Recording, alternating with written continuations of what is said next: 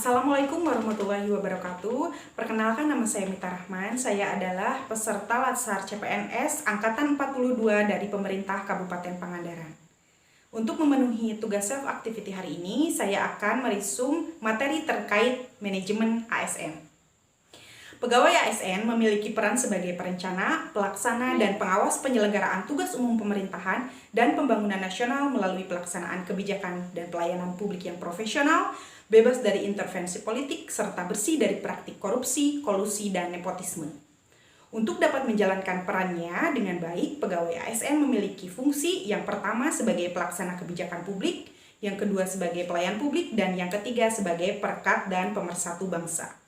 Dalam penyelenggaraan kebijakan dan manajemen ASN, dikenal adanya asas proporsionalitas yang mengutamakan keseimbangan antara hak dan kewajiban pegawai ASN. Nah, apa saja hak dan kewajibannya? Hak yang diperoleh oleh ASN adalah yang pertama hak mendapatkan gaji, tunjangan, dan fasilitas. Yang kedua adalah hak mendapatkan cuti. Yang ketiga adalah hak mendapatkan perlindungan dan hak mendapatkan pengembangan kompetensi. Dan khusus untuk PNS berhak mendapatkan jaminan pensiun dan jaminan hari tua. Sementara untuk kewajiban, dalam Undang-Undang ASN disebutkan bahwa kewajiban pegawai ASN antara lain yang pertama, setia dan taat pada Pancasila, Undang-Undang Dasar Negara Republik Indonesia tahun 1945, Negara Kesatuan Republik Indonesia, dan pemerintahan yang sah.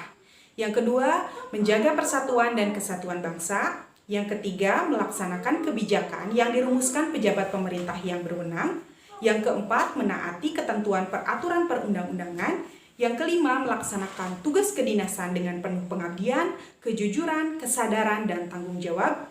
Kemudian, menunjukkan integritas dan keteladanan dalam sikap, perilaku, ucapan, dan tindakan kepada setiap orang, baik di dalam maupun di luar kedinasan. Kemudian, menyimpan rahasia jabatan dan hanya dapat mengemukakan rahasia jabatan sesuai dengan ketentuan peraturan perundang-undangan. Dan yang terakhir, bersedia ditempatkan di seluruh wilayah negara kesatuan Republik Indonesia. Sebagai profesi, ASN bekerja dengan berlandaskan pada kode etik dan kode perilaku. Kode etik dan kode perilaku ASN yang diatur dalam Undang-Undang ASN menjadi acuan bagi para ASN dalam penyelenggaraan birokrasi pemerintah dan bertujuan untuk menjaga martabat dan kehormatan ASN. Konsep sistem merit.